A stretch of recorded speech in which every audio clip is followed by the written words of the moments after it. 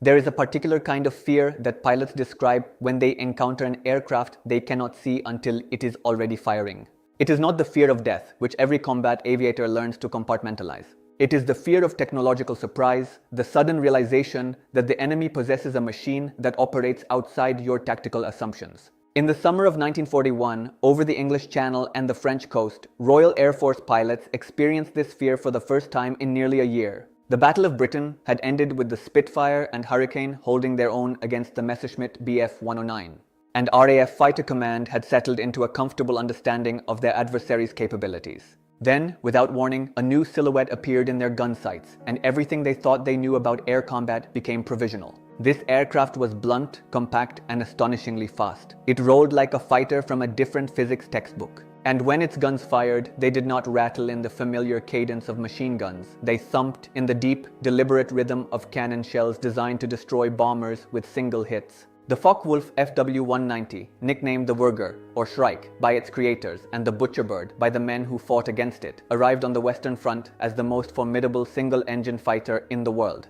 For 18 months, it dominated every engagement it entered. And then, slowly, incrementally, the Allies discovered that this terrifying machine carried within its brilliant design a structural vulnerability so fundamental that it would eventually negate every advantage its creators had engineered. This is the story of how the Fw-190 redefined fighter combat and how its own genius became its undoing. To understand why the Fw-190 inspired such dread, one must first understand the context of its arrival. By mid-1941, the Bf-109F, the latest iteration of Germany's primary fighter, had reached a developmental plateau. It was fast, it climbed well, and in the hands of an experienced pilot it remained dangerous. But it was also a design from 1935, incrementally modified until its airframe was stretched to its limits. The RAF had learned its habits. Spitfire pilots knew that above 20,000 feet, they could outturn the 109. They knew that its narrow landing gear made it vulnerable on the ground. They knew its fuel injection system allowed negative G maneuvers that their carbureted Merlin engines could not match, but they had developed tactical counters. The air war over northern France had settled into a familiar, grueling rhythm of attrition. Kurt Tank, the chief designer at Focke-Wulf, had been working since 1937 on something fundamentally different. The Reich Air Ministry had issued specifications for a new fighter to complement the Bf-109, not replace it. And Tank approached the problem with a philosophy that directly contradicted the prevailing German design orthodoxy. Where Willy Messerschmitt had built a light, tightly wound airframe around a liquid-cooled inline engine, Tank chose a radial. The BMW 801 was a massive 14-cylinder air-cooled engine that produced 1,600 horsepower and weighed considerably more than the Daimler-Benz DB 601. German engineers had largely abandoned radials for fighters, considering them too drag-inducing, too bulky, too crude for the refined requirements of high-altitude combat. Tank disagreed. He believed that the radial's durability, its resistance to battle damage, and its potential for power growth outweighed its aerodynamic penalties. And he possessed the engineering confidence to shape an airframe that would minimize those penalties through sheer aerodynamic cleanliness. The result was an aircraft that looked nothing like its contemporaries. The Fw-190's fuselage was short, barely 29 feet from spinner to tail. Its wings were broad and slightly tapered, mounted low on the fuselage. The landing gear was wide-tracked and robust, retracting outward into the wings rather than inward toward the fuselage as on the Bf-109. Its wings were broad and slightly tapered, mounted low on the fuselage. The cockpit canopy was framed with heavy armor plate behind the pilot's head, and the forward view was exceptional, a bubble of glass that gave the pilot situational awareness that Bf-109 pilots could only envy. But the most striking feature was the engine cowling. Tank had spent months refining the aerodynamic integration of the big BMW radial. Develop a tight-fitting cowl with a controlled airflow system that reduced drag to levels previously thought impossible for an air-cooled engine. The Fw-190 was not merely fast for a radial-engined fighter, it was fast, period. The first combat encounters in September 1941 were shocking to the RAF. A Spitfire Mk V, the current standard fighter, could barely match the Fw-190's speed at low altitude and was outpaced by nearly 20 miles per hour at medium heights. The German fighter rolled faster than anything the British had encountered, completing a full aileron roll in a fraction of the time a Spitfire required. This roll rate was not merely an aerobatic curiosity. In combat, it meant that an Fw-190 pilot could reverse direction, evade fire, and reposition for a counterattack with a rapidity that left Allied pilots struggling to track him. The aircraft's rate of climb was superior to the Spitfire Mk V below 20,000 feet. and its dive acceleration was so pronounced that German pilots developed a standard defensive tactic: point the nose down and outrun anything that followed. The armament was equally innovative. The FW-190A1 and subsequent variants carried two 7.92mm machine guns in the cowling and two 20mm MG FF cannons in the wing roots. Later models, particularly the A4 and A8, standardized on two cowling-mounted 30mm machine guns and four 20mm MG 151-20 cannons, two in the wing roots and two farther outboard. This configuration gave the FW-190 a weight of fire that approached that of some twin-engine fighters. The MG 151 Tw-20 was a superb weapon, firing high-explosive shells with a muzzle velocity and rate of fire that made it devastating against both fighters and bombers. A 2-second burst from the FW-190's full armament could put nearly 2 kilograms of explosive and incendiary projectiles into a target area. For comparison, the Spitfire V's 8 303 machine guns, while capable of dense fire, lacked the explosive punch to destroy heavily built aircraft quickly. The FW-190 could tear the wing off a bomber or explode a fighter's fuel tank with a fraction of the ammunition expenditure required by machine gun-armed opponents. The psychological effect on RAF Fighter Command was immediate and severe. In late 1941 and early 1942, squadron after squadron reported encounters with the new German fighter and suffered disproportionate losses. The British, who had grown accustomed to technical parity or superiority since the Battle of Britain, found themselves outclassed in nearly every measurable performance parameter below 25,000 feet. The Air Ministry pressured Supermarine to accelerate development of the Spitfire Mk IX, which incorporated the two-stage supercharged Merlin 61 engine specifically to counter the FW-190 threat. But the Mk IX would not reach operational squadrons in meaningful numbers until mid-1942, leaving the RAF to endure months of combat on unequal terms. What made the FW-190 particularly dangerous was not merely its raw performance, but the tactical doctrine that its capabilities enabled. The aircraft's exceptional roll rate and dive acceleration made it ideally suited to hit-and-run attacks. German pilots, many of whom were veterans of the Channel Front with hundreds of combat missions, learned to avoid turning fights with Spitfires above 20,000 feet, where the British fighter retained a maneuvering advantage. Instead, they employed vertical tactics, diving from altitude, firing at high closing speeds, and using their energy to extend away before the slower accelerating Allied fighters could respond. This was not dogfighting in the romantic sense, it was aerial ambush, executed with mechanical precision. The FW-190's introduction also coincided with a shift in Luftwaffe operational priorities. By late 1941, the German High Command recognized that the invasion of the Soviet Union had committed the bulk of their air assets to the Eastern Front. The Western Front, which had consumed enormous resources during the Battle of Britain, was now a secondary theater. The FW-190, with its robust construction and simpler maintenance requirements compared to the Bf-109, was ideally suited to the demands of a stretched logistical system. It could operate from rougher airfields, its wide landing gear tolerated marginal runway conditions, and its BMW radial engine was less sensitive to dust and debris than the liquid-cooled Daimler-Benz.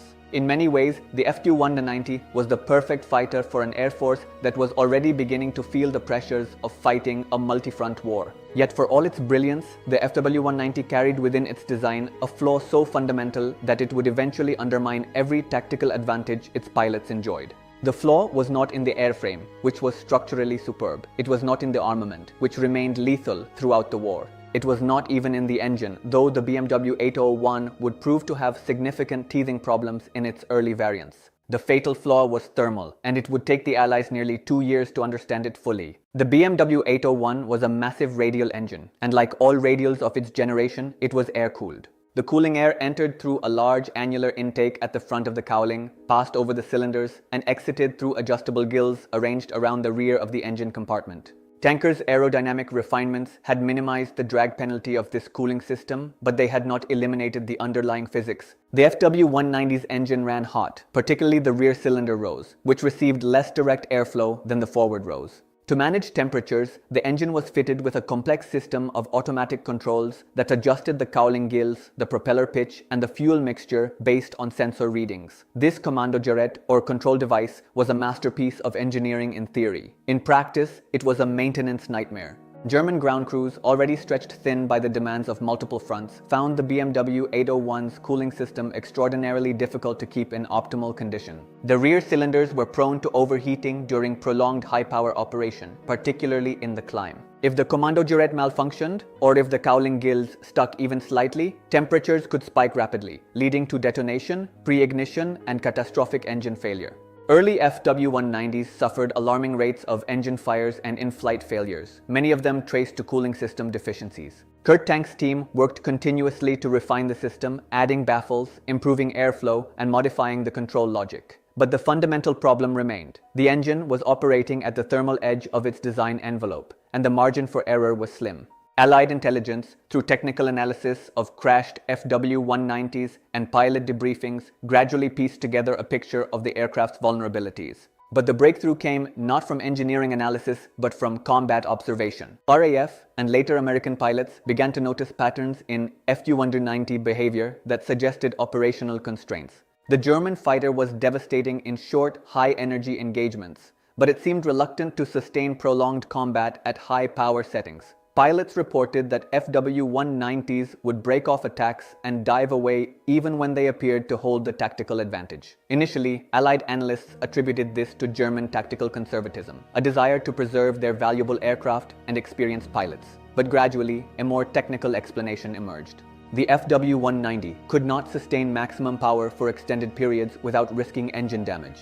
The BMW 801's operating manual specified strict time limits for combat power settings, and German pilots, who were meticulously trained in engine management, adhered to these limits with religious discipline. A pilot who pushed his engine too hard for too long risked not merely a forced landing, but an in-flight fire that would consume the aircraft in seconds. This thermal constraint meant that the FW-190's tactical repertoire, while devastating within its envelope, was narrower than it appeared. It could not maintain prolonged turning fights at high power. It could not sustain repeated climb and dive maneuvers without thermal penalties. And most critically, it could not operate at maximum performance in hot weather or at low altitudes where air density reduced cooling efficiency. The Allies began to exploit this knowledge with increasing sophistication. By 1943, American P-47 and P-38 pilots had learned to drag FW-190s into extended engagements, knowing that the German pilots' options narrowed with every minute of combat. If the FW-190 pilot refused to engage and attempted to extend, the American fighters, particularly the P-47 with its turbo supercharger, could often catch him in the dive or match his zoom climb.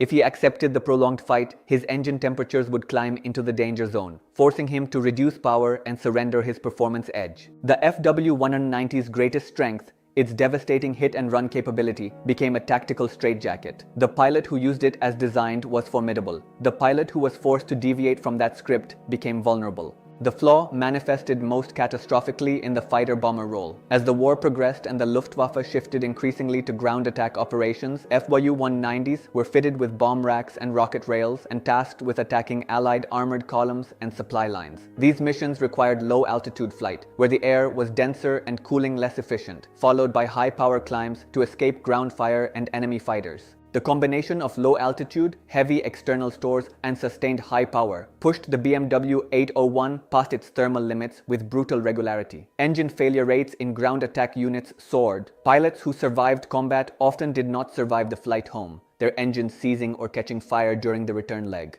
The technical limitations also shaped the FW-190's development trajectory in ways that ultimately weakened its combat effectiveness. Kurt Tank and his team spent enormous engineering resources attempting to solve the cooling problem while simultaneously pursuing performance improvements. The FW-190D series, which replaced the BMW 801 with the Junkers Jumo 213 inline engine, was a direct response to the radial's thermal constraints. The Dora, as it was nicknamed, was an excellent fighter, faster and higher flying than the radial-engined variants. But it arrived too late in 1944, when the Luftwaffe lacked the fuel, pilots, and operational freedom to exploit its capabilities. The inline engine solved the cooling problem, but introduced new vulnerabilities. The liquid-cooled Jumo 213 was susceptible to a single bullet through its cooling system, the very vulnerability that had made the Bf-109 fragile, and that the radial-engined FW-190 had originally been designed to avoid. Meanwhile, the Allies were fielding fighters that did not suffer from the FW-190's thermal constraints.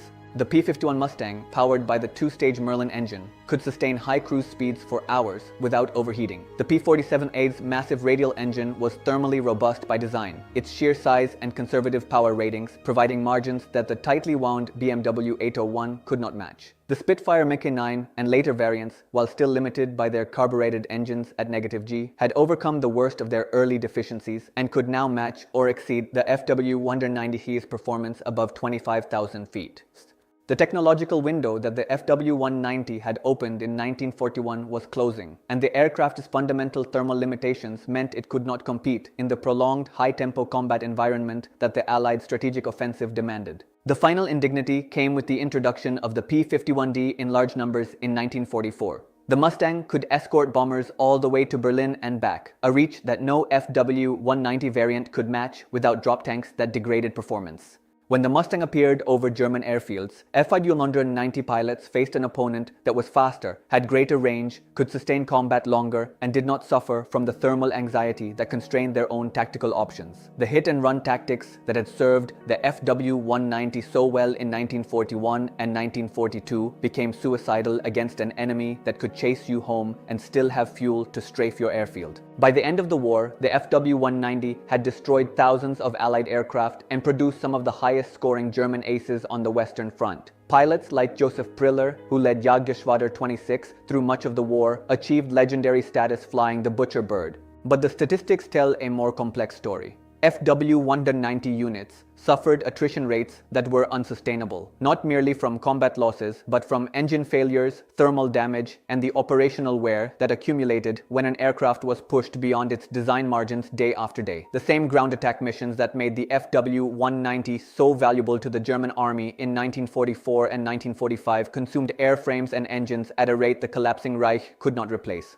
The post-war evaluation of captured FW-190s by Allied test pilots confirmed what combat experience had suggested. The aircraft was a masterpiece of aeronautical engineering within a specific operational envelope. Its controls were harmonized with a precision that American designers envied. Its roll rate remained exceptional even by 1945 standards. But its engine was a study in compromised compromises. A powerful radial pushed to thermal limits by the demands of combat performance, and then burdened with an automated control system that ground crews could not adequately maintain under field conditions. The FW-190 was, in essence, a racing engine in a fighter airframe, brilliant when everything functioned perfectly and increasingly fragile as the war's stresses accumulated.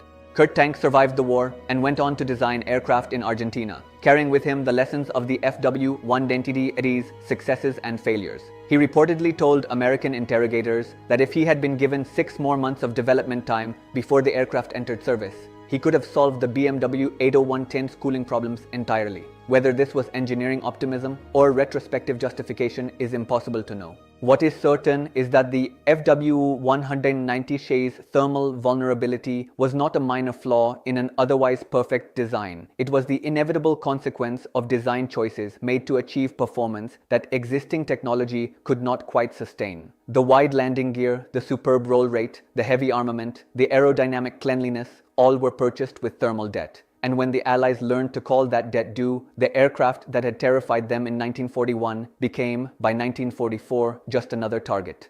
There is a broader lesson in the FW-190 chase story about the nature of technological surprise in warfare. The aircraft arrived as a revelation, a machine that seemed to rewrite the rules of fighter design. Its radial engine, its heavy armament, its robust construction challenged Allied assumptions and forced rapid, costly adaptation. But technological surprise is perishable. The advantage it confers lasts only until the enemy understands what he faces and develops counters. For the FW-190, that understanding came slowly, filtered through the fog of combat and the limitations of wartime intelligence. But once the thermal constraint was recognized, once Allied pilots and tacticians learned to stretch engagements and exploit the engine's intolerance for sustained high-power operation, the FW-190's mystique dissolved into manageable mechanics. The German pilots who flew the Butcher Bird were among the most skilled and experienced fighter crews of the war. They extracted from the FW-190 every ounce of performance its design allowed, and often more. Their kill totals, their unit records, their tactical innovations are testament to human skill compensating for mechanical limitation. But they could not compensate indefinitely. The FW-190 was a fighter built for a short, intense war of tactical superiority, a war in which its hit-and-run advantages could be exploited against an enemy who had not yet adapted. It was not built for the war that actually developed, a war of industrial attrition, strategic bombing, prolonged escort missions, and ground attack operations that pushed engines and airframes past their thermal and structural limits day after day. By 1945, the FW-190 was still dangerous in the hands of a skilled pilot, but it was no longer surprising. The Allies had measured its strengths, identified its fatal flaw, and developed the tactics and technology to neutralize both. The aircraft that had once seemed to mock British and American designs, with its radial engine and heavy cannon armament, had become a symbol of the broader German predicament. Brilliant engineering pushed to unsustainable extremes by strategic necessity, producing weapons that were individually superb but collectively insufficient against an enemy with greater resources, better logistics, and the industrial capacity to absorb losses while refining its own capabilities.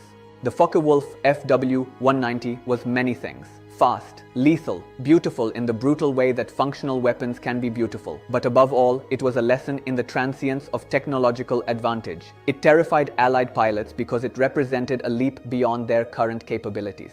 It ceased to terrify them when they understood that every leap carries a landing, and that some landings are harder than others. The FW-190's landing, when it came, was thermal, mechanical, and ultimately strategic. The engine that gave it life consumed it from within, one overheated cylinder at a time, until the aircraft that had once defined aerial superiority became merely one more casualty of a war it had been designed to win quickly and could not sustain slowly.